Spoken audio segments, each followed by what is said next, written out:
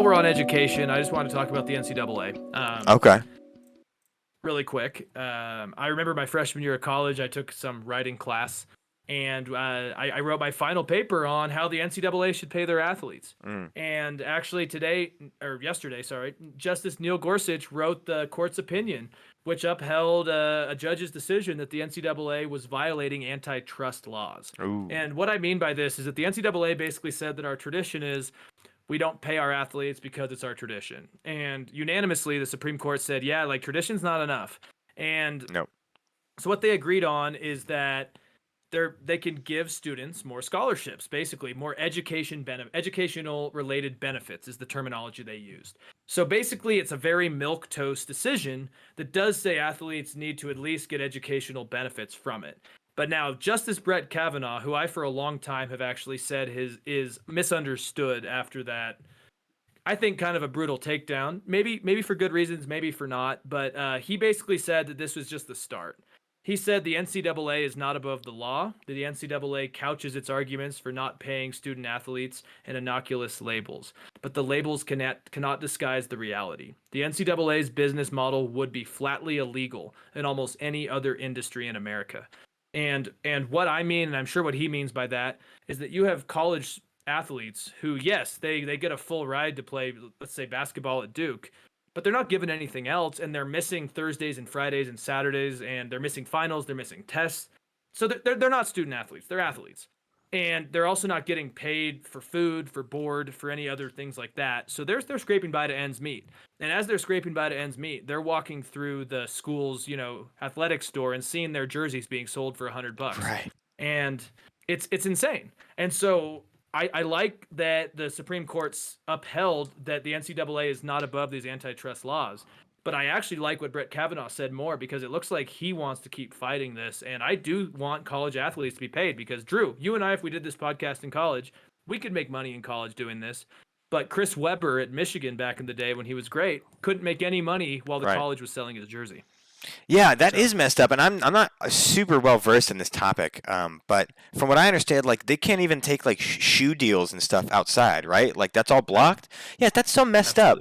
That's so dumb. That's a great analogy that you and I could be political science majors and use the knowledge and everything we've learned from Chapman University and use it into and create a project and make money off of it, even while at college. And they can't do the same thing. They can't take a shoe deal on the side or become a sponsor for a Dre Beats or whatever. Like that's ridiculous. Especially like you mentioned, like when the school themselves is literally making money off their names and their athleticism. Especially when you add on top of some other contextual factors, like the fact that college basketball coaches is one of the highest paid jobs in the United States, period. And sometimes the college basketball and or football coach for a college is sometimes the highest paid employee in a state. I think it's like Oklahoma, Nebraska. The highest paid employee in that state is the Nebraska State football coach, right? So the fact that these coaches are making tens of millions of dollars, and these kids, arguably, I mean young adults, but arguably kids are making nothing. And when you have, like you said, athletes that spend so much time on the sport, I mean, maybe to a non-American it's kind of crazy to hear about, but you mentioned the reality is if you're at like a big D1 school and you're a student athlete, you're kind of just floating by through the classes. You're like, no one really gives a shit about the classes. You're there to play ball. And if that's what it is then you're not actually gleaning the information from a real education, and then you don't make any money in the college ball game, and then let's say you just missed a cut for the NBA. Now you have a college education that's not worth a dime, you didn't make any money, and you don't have a career lined up. So it's like the fact that these kids can't make any money in college off of their athleticism can very easily lead to them having nothing to show for after their college experience, even though they worked so hard to enrich the university and the coaches that coach them.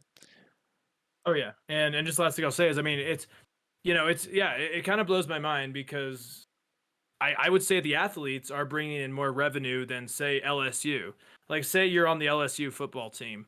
You're probably bringing in more revenue for the team than the actual college itself at that point, right? People go to see them play, not Not the coach. And I mean, even in California, at UC Berkeley, Jeff Tedford, I saw him a lot. He was the coach of UC Berkeley, highest paid public official in California. Crazy. And the problem is if one of these guys gets injured in college, A, he might not have medical insurance, Nope. and B, he's not been compensated, so he's basically screwed. Like, Yep. okay, cool, man. Your career's done with no help from the university. So yeah, Drew, I think it's a barbaration. At the very least, I mean, again, I don't know what the best solution is because I'm not super versed in exactly the law, but at the very least, they should let them have the side hustles, right? Let them get the sponsorships, let them get some money on the side, if you're not paying them directly.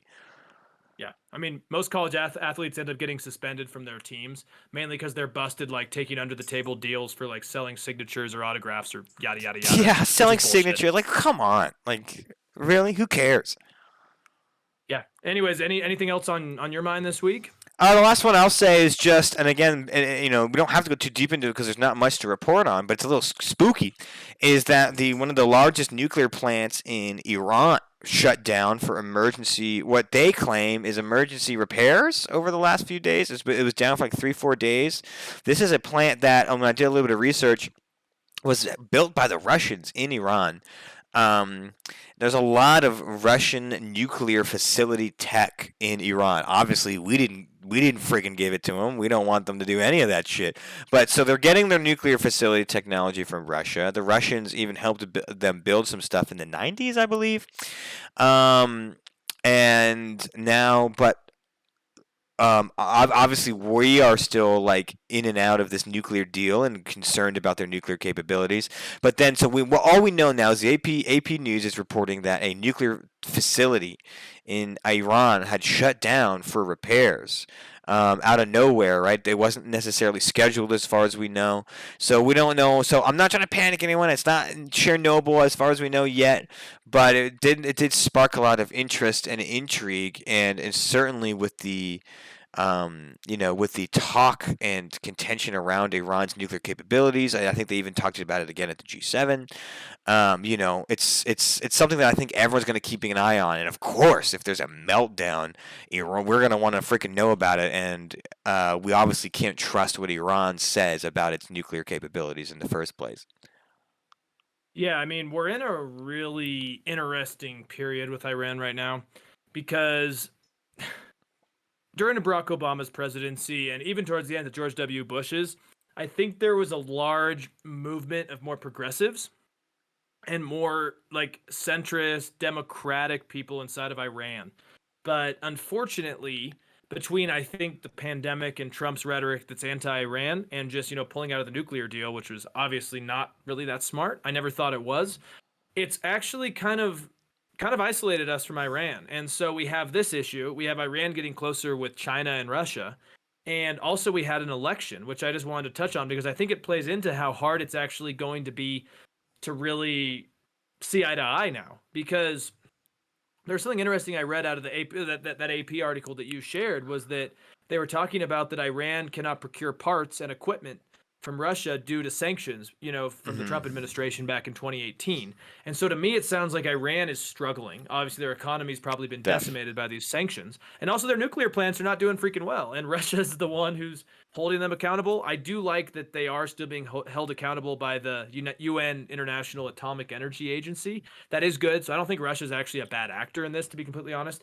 But it seems like it's going to get tough with Iran now because I heard last week in The Economist that the Biden administration wanted to get back into the nuclear deal before this election, and now there's this nuclear question going on as well because now it's going to be hard because last week there was the election of a hardliner who's Ebrahim Raisi, who you had on that Guardian a second ago, but he's Iran's new president, and he's quite a fundamentalist. He's quite a hardliner, and this election was yeah, I know, always fun. That's just what we want from a country that we need to talk to, right?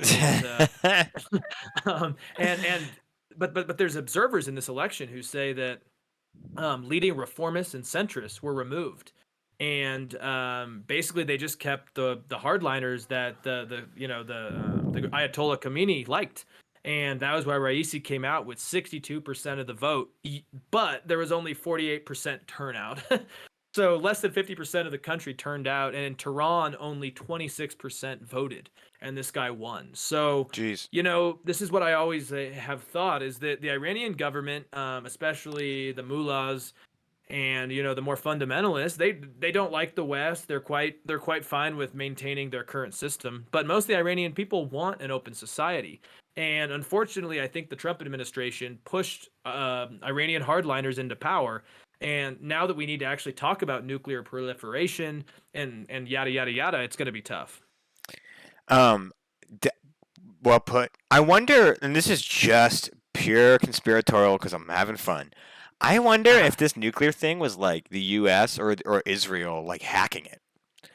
Like, you know what I mean? Like, if we had the capabilities to, like, if we found out we could just shut down Iran's sole nuclear reactor, wouldn't we?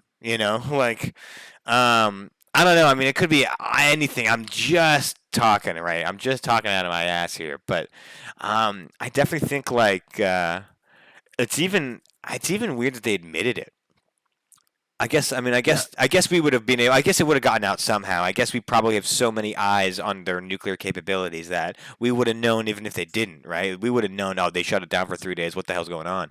But yeah, it's just interesting, and I didn't realize it was like their only nuclear factory. I didn't realize how much of it was made by Russia back in the day.